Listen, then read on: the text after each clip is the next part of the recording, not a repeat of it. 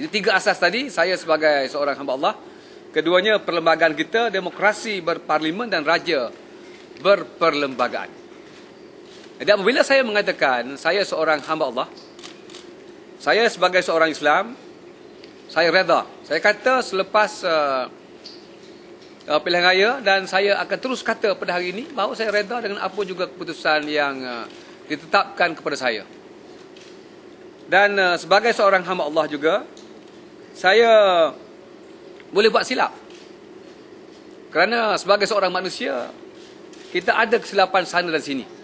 Dan oleh kerana saya tahu saya seorang hamba Allah dan saya boleh membuat kesilapan, saya juga sanggup memohon ampun, maaf kepada sesiapa yang saya membuat kesilapan. Dan dalam perjumpaan saya dengan Seri Paduka Baginda pada 23 Februari, saya telah menjelaskan perkara tersebut sebenarnya.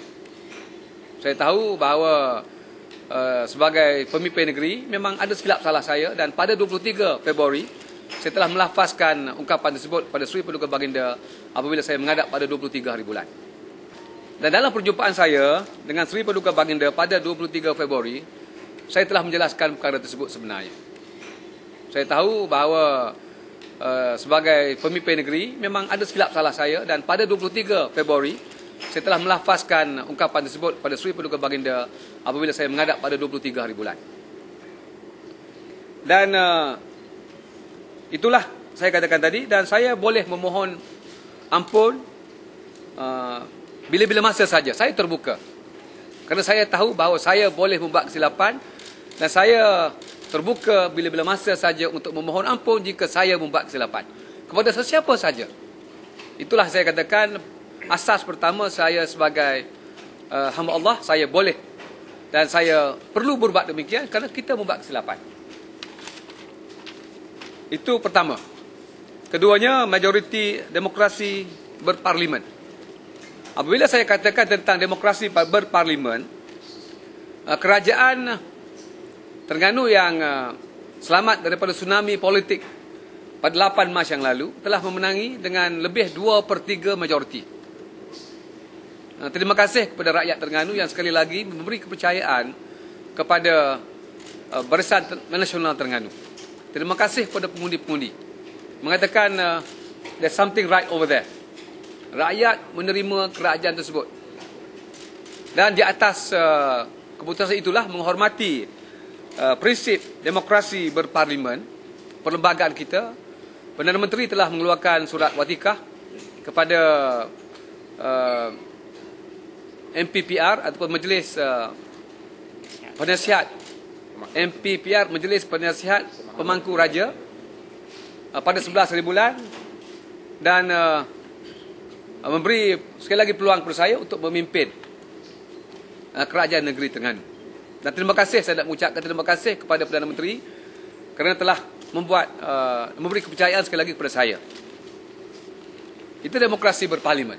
Satu lagi ialah raja berperlembagaan.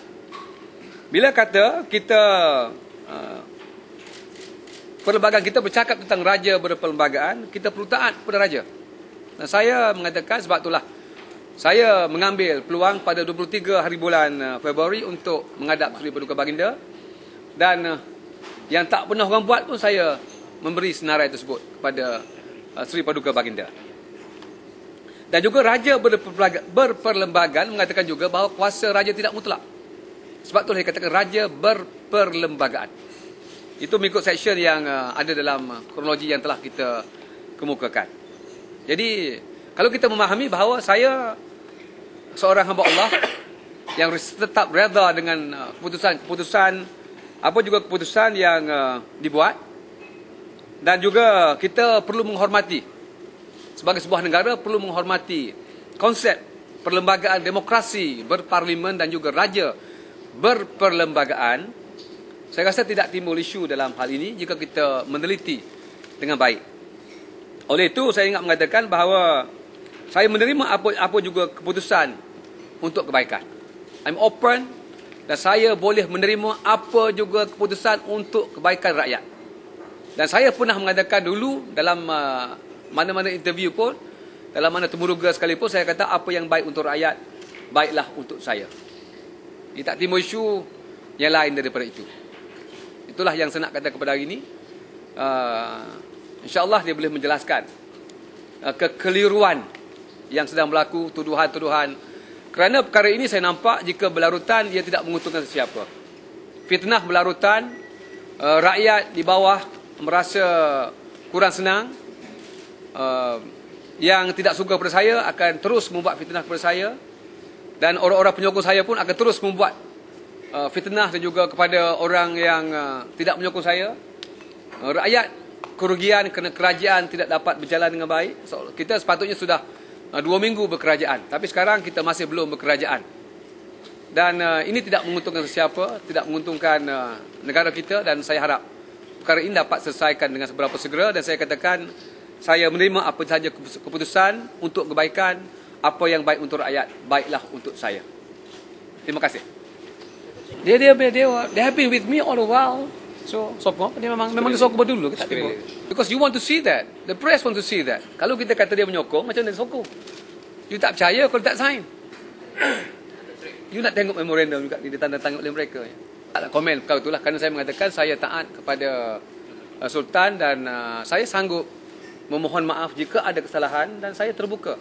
Dan saya dah mengatakan tadi, pada 23 hari bulan memang saya dah menghadap Seri Paduka Baginda dan telah memohon maaf.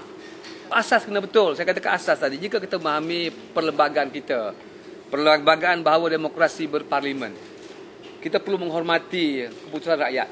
Keputusan rakyat telah diberi kepada Barisan Nasional. Barisan Nasional ada pemimpinnya. Pemimpinnya telah pilih pemimpin parti untuk mewakili Barisan Nasional Negeri Terengganu.